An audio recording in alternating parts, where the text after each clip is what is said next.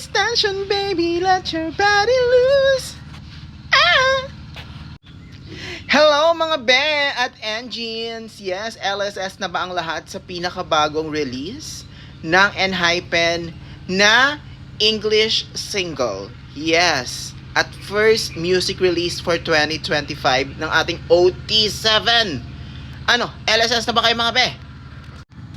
Aminin nyo mga be at engines, ang ganda. Ang ganda ng song.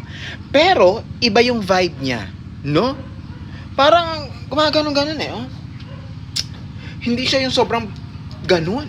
Yung ganon-ganon lang. Vibe lang na sexy, na parang, nakalimutan ko yung term. Funk? Ganyan. Wow!